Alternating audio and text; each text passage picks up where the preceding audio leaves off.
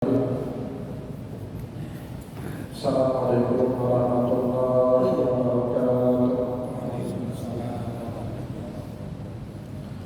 Alhamdulillah, alhamdulillahilladzi jalla bina taharatil nufus wa nuranil basair wa hadiyan ilal jannah.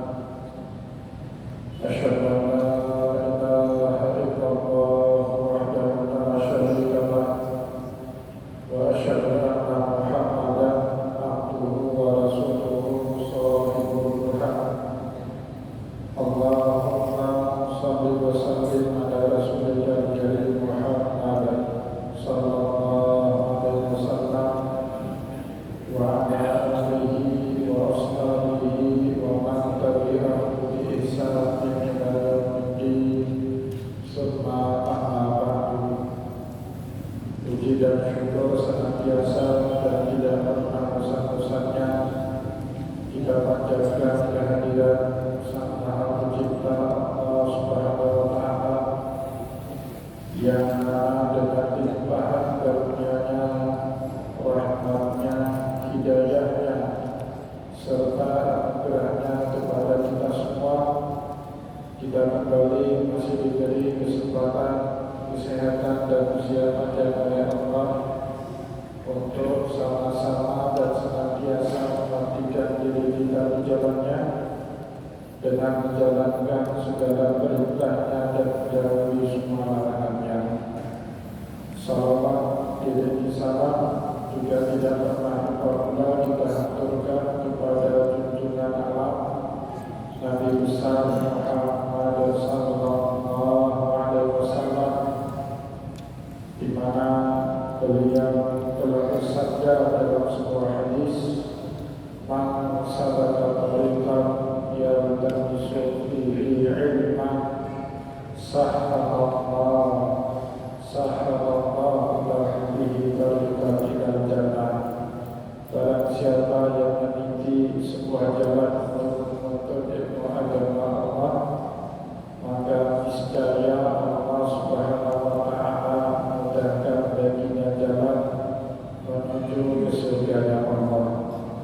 Bapak Ibu kaum muslimin dan muslimat, jamaah salat maghrib yang dimuliakan oleh Allah, mari pada kesempatan malam yang mulia ini, sambil kembali kita niat iktikaf di rumah Allah dan juga sambil kita menunggu datangnya pelaksanaan sholat isya berjamaah, mari sama-sama kita kembali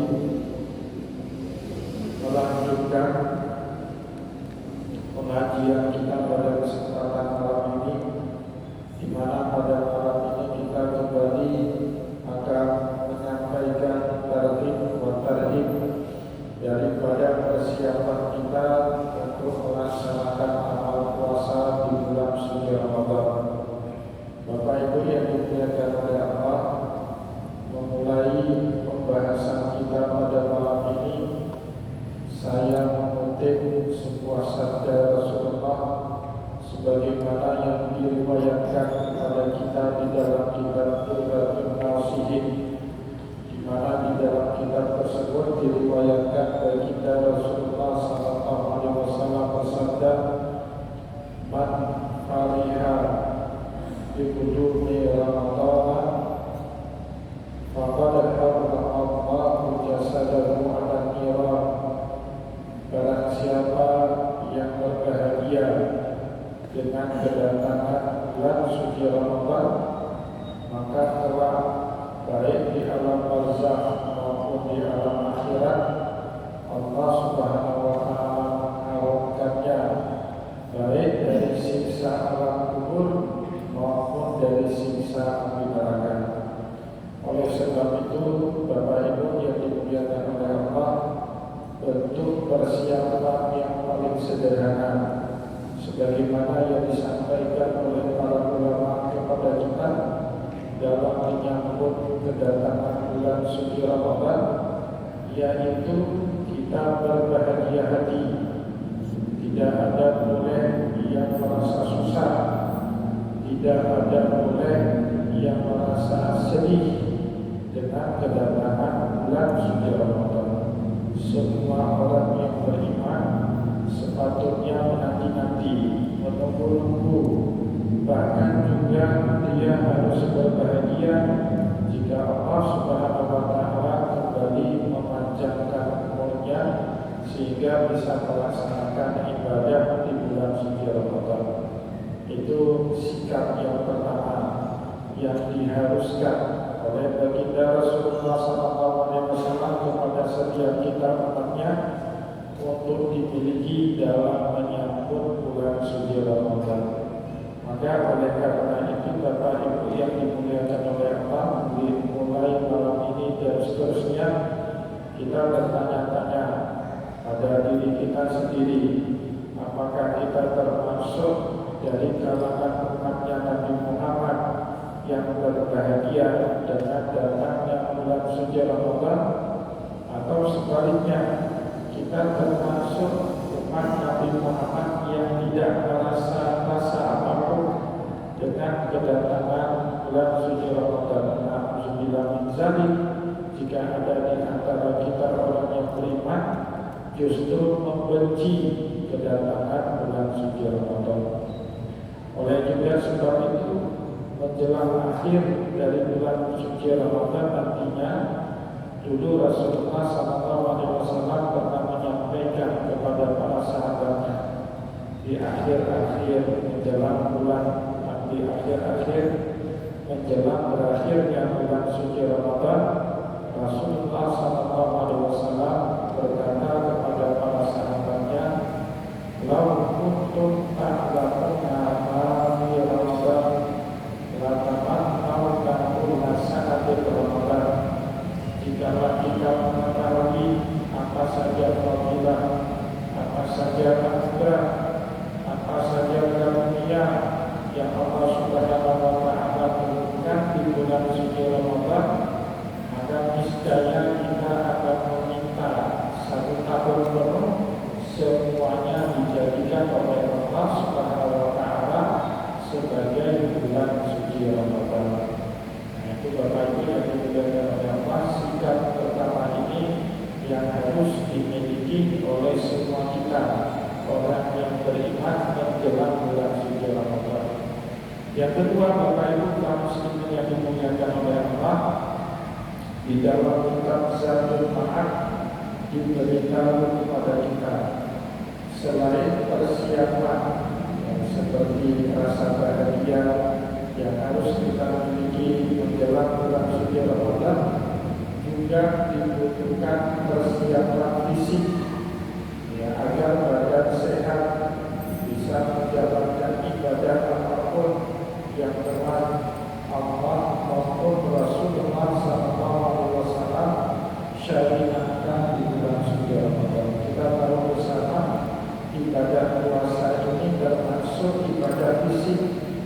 Seandainya kita tidak sehat, tidak fit, maka otomatis kita tidak bisa melaksanakan ibadah di bulan suci Ramadan.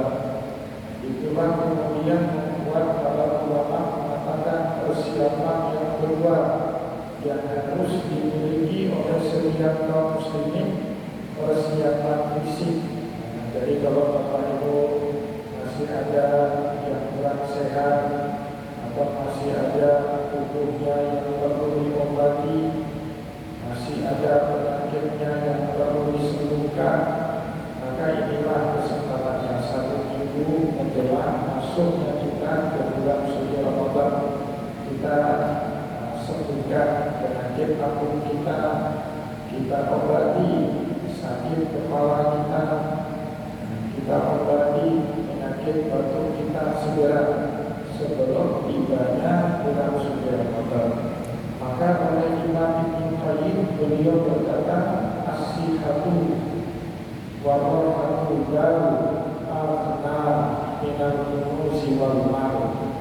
Kita dalam keadaan sehat dan kemudian punya pikiran yang bersih jauh lebih baik daripada kita menimbun harta dan juga menimbun kekayaan. Jadi tidak ada gunanya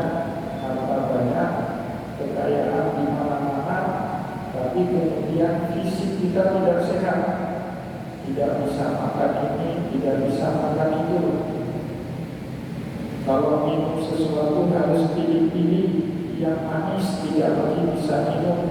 Buat apa penyakit kalau kita minuman yang manis sudah tidak bisa minum, tidak bisa ke sana, tidak bisa kemari.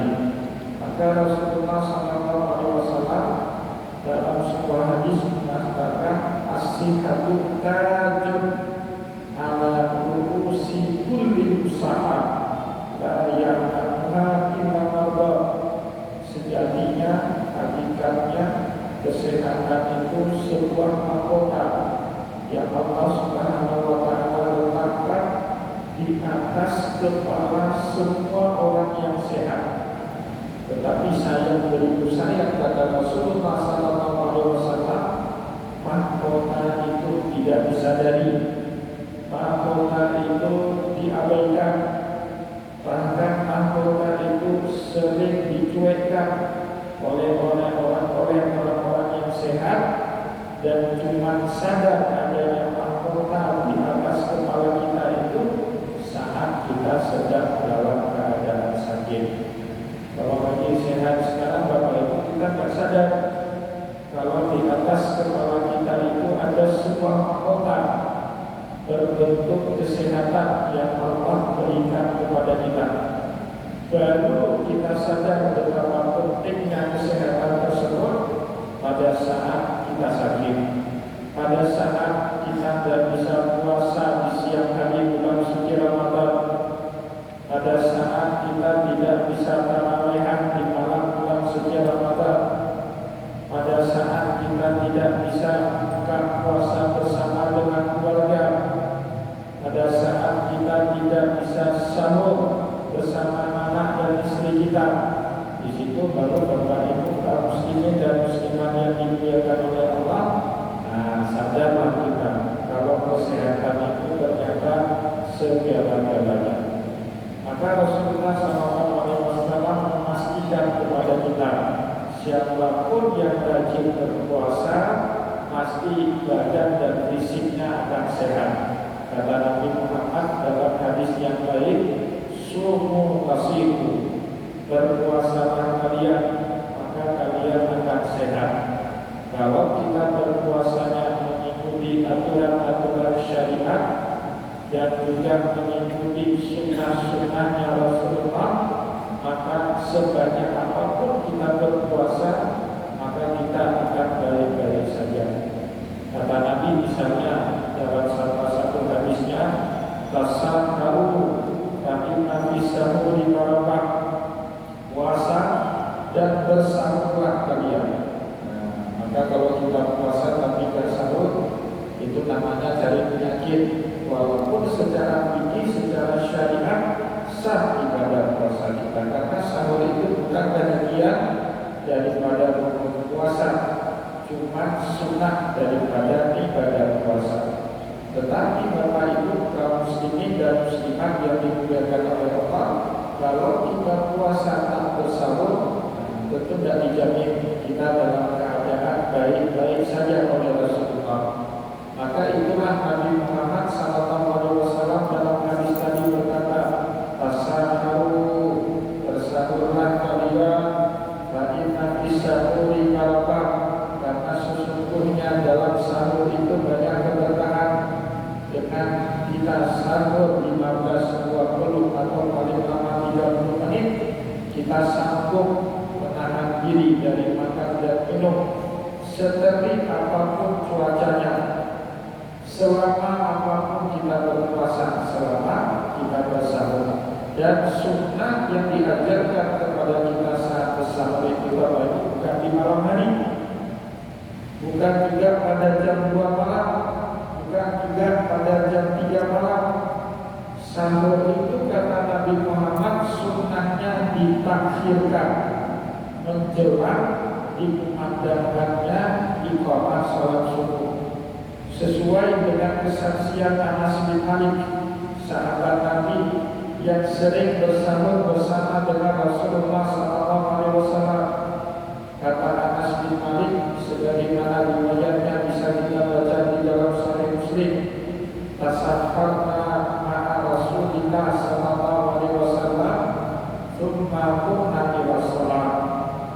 dulu sering sekali makan sahur di bulan suci Ramadan bersama dengan baginda Rasulullah SAW. Baru kemudian kami berdiri untuk mengerjakan salat subuh.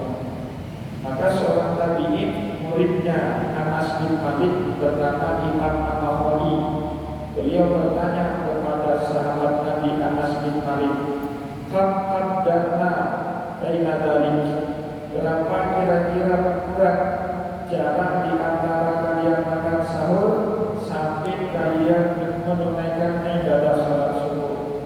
Maka dijawablah sama sahabat Nabi Anas bin Malik radhiyallahu anhu, "Kana dzalika qadru 50 ayat." Lebih kurang masa jeda waktu kami bersahur sampai kemudian kami menunaikan sholat subuh kadar 50 ayat Al-Quran dibacakan.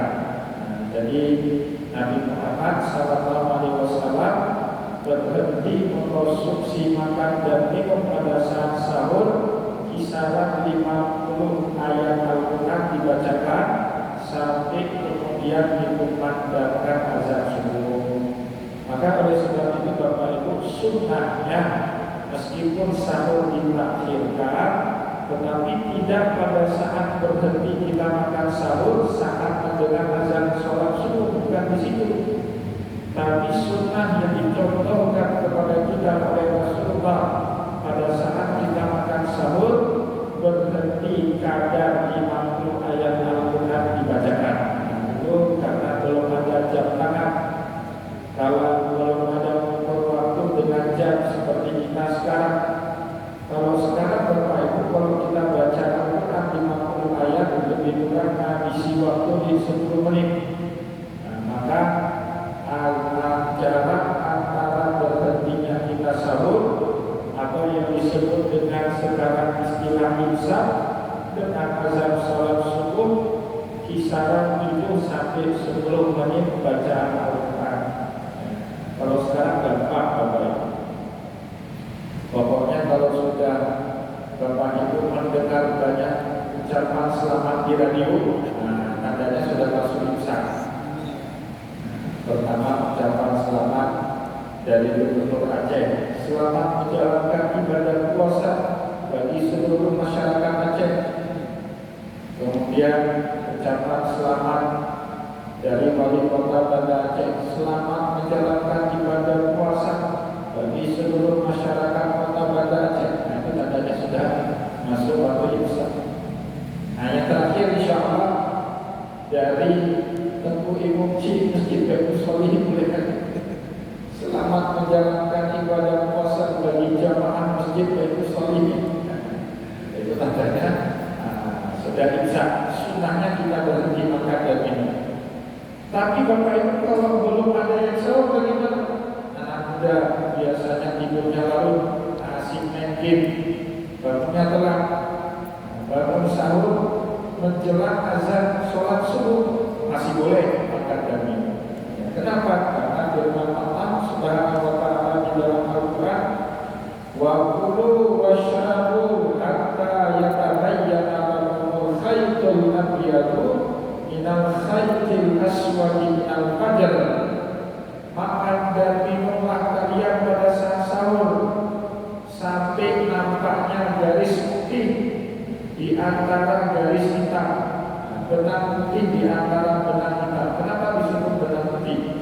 Kalau kita di darat seperti ini nggak tahu Bapak Ibu bagaimana sunrise itu terbit, bagaimana matahari itu terbit. Kalau Bapak Ibu pernah mendaki gunung, naik ke puncak gunung, menanti datangnya sunrise atau terbitnya matahari, kita akan tahu betul kata Allah. Jadi waktu subuh itu Bapak Ibu, atau di dalam fikih disebut dengan fajar shadiq. Itu terbit matahari, dia seperti garis, mulai terbitnya dari ufuk timur, langsung garis sampai ufuk barat. Itulah yang disebut di dalam fikih dengan fajar shadiq. Dulu di zamannya Rasulullah SAW azan subuh 2 kali. Azan yang pertama dikumandangkan oleh Abdullah bin Umi Maktum, lebih kurang jaraknya 45 menit sebelum azan subuh yang kedua, yang biasanya dikumandangkan oleh Bilal bin Rabah. Maka Rasulullah SAW berkata dalam suatu hadis, wa kulu washrabu hatta sami'tum nida'a Bilal. Oleh kalian terus makan dan minum sampai kalian mendengar kumandang azan dari Bilal bin Rabah radhiyallahu anhu. Nah, jadi Bapak Ibu yang dimuliakan oleh Allah, bukan berarti saat kita dengar bunyi serunek tanda sudah masuknya waktu imsak kita tidak lagi boleh makan dan minum, boleh. Tetapi afdolnya, baiknya kalau kita mau mengikut sunnahnya Rasulullah, berhenti kisaran 7-10 menit sebelum azan yang kedua. Kalau ada orang yang telah bangun sahur, tidak apa-apa, makan terus. Ya walaupun sisa waktunya semenit lagi masih boleh. Bahkan kalau sudah dikumandangkan azan sholat subuh, terdengar azan yang kedua pada saat fajar sore, yang tidak dibolehkan itu memasukkan makan dan minum yang baru ke dalam rongga mulut. Tetapi apapun yang sudah masuk ke dalam mulut kita, silakan dikunyah sampai habis. Kalau yang masuk cairan atau air minum, silakan ditelan air minum itu sampai habis, meskipun sudah terdengar waktu azan. Yang tidak boleh lagi itu apa? Memasukkan makanan yang baru. Dengar Allah Akbar, Allah Akbar, ada donat belum masuk, itu batal. Nah, tapi pada saat dikumandangkan azan, donat itu lagi kita punya, Allah Akbar, Allah Akbar, jangan dimuntahkan. Sah puasa kita, langsung punya telah. Nah, makanya Bapak Ibu, kalau bisa untuk makan sahur itu jangan tidur. Coba Bapak Ibu bayangkan, sahurnya makan di Aceh pedas, level 7 lagi cabainya. Dimakan enak-enak, obat-obat. Itu pedasnya 14 jam. Mulutnya itu pedasnya 14 jam. Kenapa? Ini boleh ditelan, boleh dikunyah, tapi minuman tidak boleh lagi masuk. Ya, itu sabda Rasulullah yang pertama. Jadi kita ini akan tetap baik-baik saja selama apapun kita berpuasa, sepanas apapun cuaca di siang hari Ramadan saat kita berpuasa. Asal yang pertama, kita berpuasanya dengan mulai dengan makan sahur. Nah, itu yang pertama. Dan sahur sunnahnya kita takhirkan. Nah, barang 30 menit sebelum kita azan subuh, kita sudah mengkonsumsi sahur cukup waktu untuk makan dan minum kira-kira 30 menit. Begitu juga Bapak Ibu berbuka puasa. Kata Nabi Muhammad SAW, kalau sahur sunnahnya ditakhirkan, maka buka puasa sunnahnya dipercepat, takjilul iftar, yang disegerakan. Asal sudah dengar kumpulan beduk atau serunek atau kumandang azan salat maghrib, jangan tunggu lama-lama, segera mungkin dibatalkan puasa kita. Sunnah yang dicontohkan oleh Nabi Muhammad dengan beberapa butir kurma, bilangan ganjil 1 boleh, 3 boleh, 5 boleh, maksimum 7. Kalau 70 Bapak Ibu makan kurma, gak makan nasi lagi nanti. Banyak lagi bilangan kebanyakan. 7 paling maksimum. Oh, tidak ada kurma, pakai air manis, air gula boleh, air teh boleh. Tapi yang bahaya kopi, jangan. Yang perlu dalam keadaan kosong kita minum kopi biasanya berangin. Maka Rasulullah SAW bersabda dalam satu hadis, wala yazalu ummati bi khairin ma ajjalul iftar. Umat saya ini akan baik-baik saja meskipun seterik apapun suhu saat mereka berpuasa, selama apapun mereka tahan lapar dan minum. Saat mereka berbuka, mereka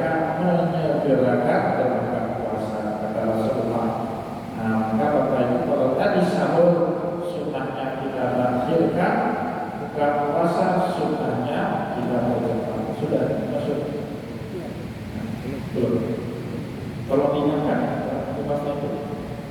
Katanya Oh, sudah. itu KMB Ustaz suruh dengan tanda tenggelam karena sama. Yang gimana?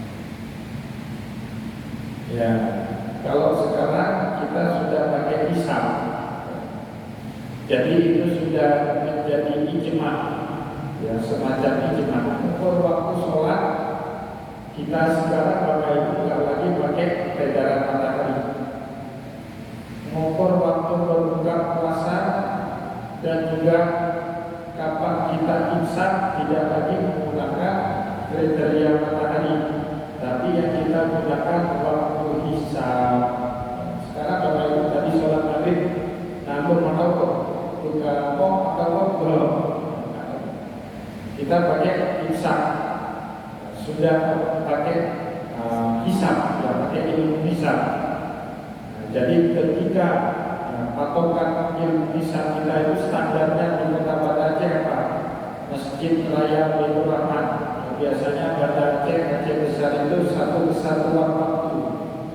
Maka kalau kita mendengar suara azan maghrib di Masjid Raya Baitur Rahman dan semua masjid yang lain di Kota Banda Aceh mengikuti waktu itu, meskipun matahari belum tenggelam, maka sudah masuk waktunya kita berbuka puasa.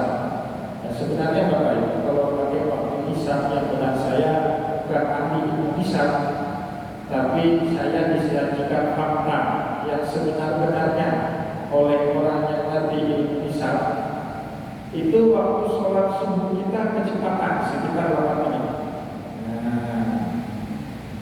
Maka Bapak Ibu kalau telah sholat subuh, pergi ke Masjid Taqwa Muhammadiyah, di Kampung Baru. Itu mereka menunda waktu azan sholat subuhnya 8 menit dari azan sholat subuh di Masjid Raya Baitur Rahman.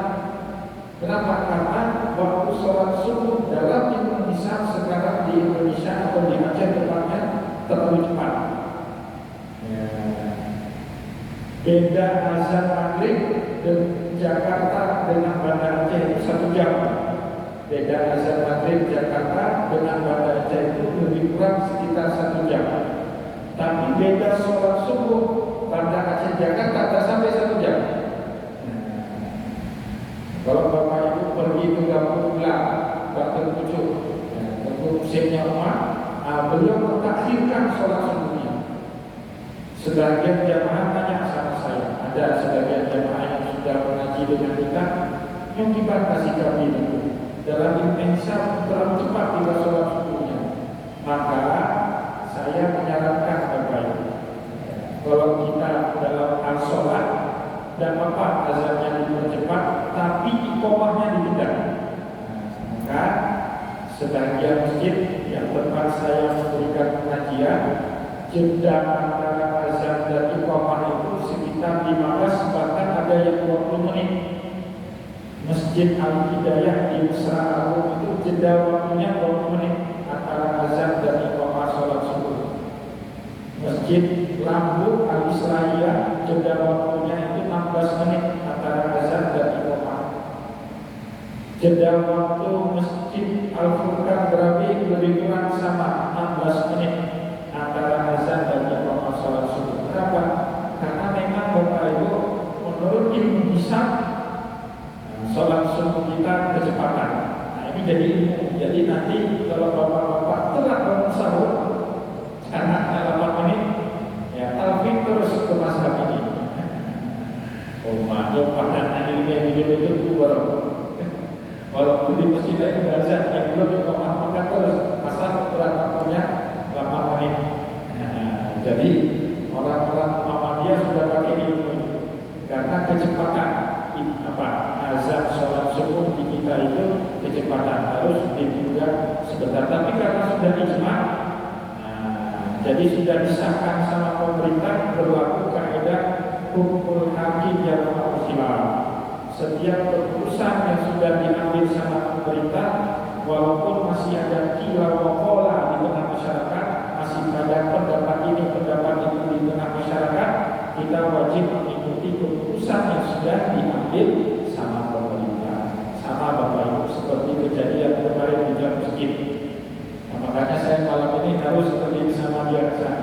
Dan Bapak Ibu yang ikut pengajian saya tadi itu sudah saya terangkan ada Pak Ali biasanya.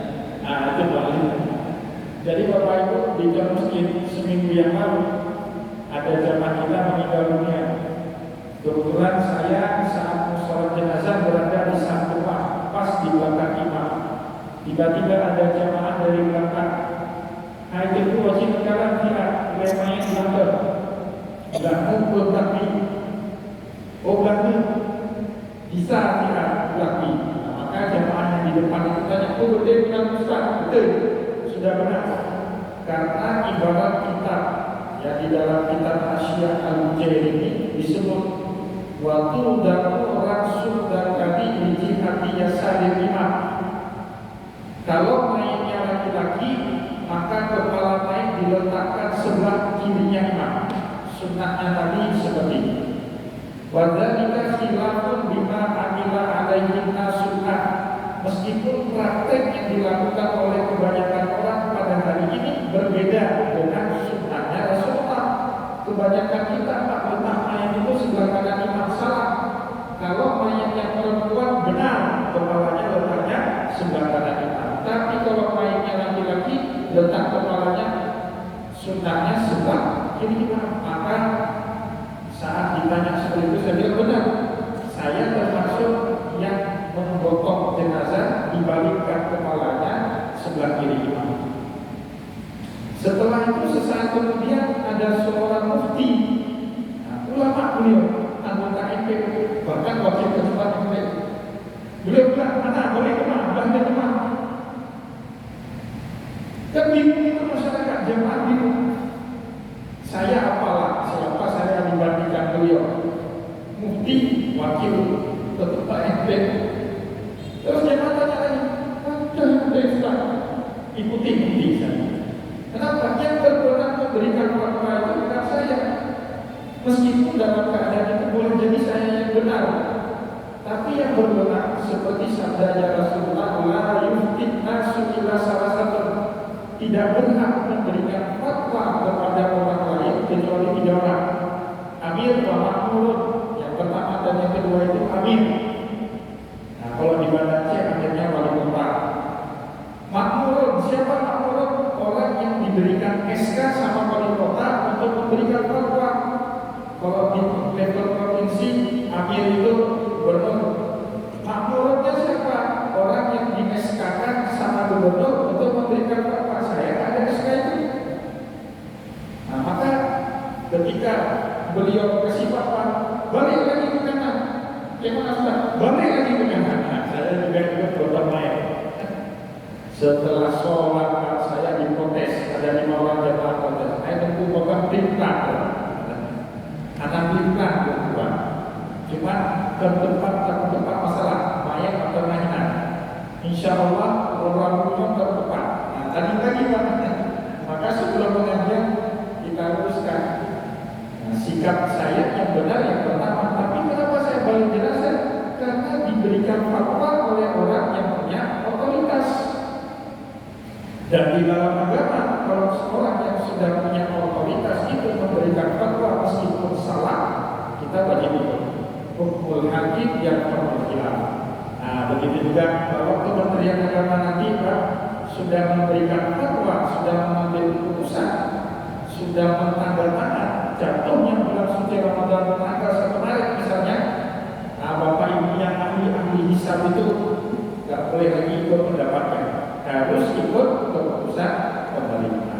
Apa juga faktanya kita harus taat amri ya dikatakan amanu atiqullah atiqur rasulullah wa ulil amri minkum, itu perintah Allah di dalam Al-Qur'an. Ayo orang-orang yang beriman, patuhlah kamu kepada Allah, patuhlah kamu kepada Rasulullah, dan patuhlah kamu kepada ulil amri yang sudah Allah. Oh, bahwasanya ulil amrinya salah, nanti kita teruskan pada waktunya, bukan pada saat bukan waktunya. Apalagi kayak konteks tadi ada lain. Nah, begitu juga dalam mengenai waktu sholat, kita tidak punya otoritas untuk menentukan waktu sholat, untuk menentukan waktu puasa, kapan datangnya 1 Syawal, kapan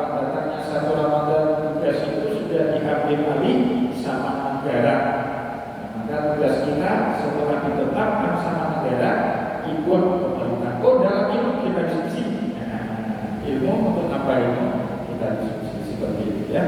Semoga ada manfaatnya. Saya mohon maaf jika ada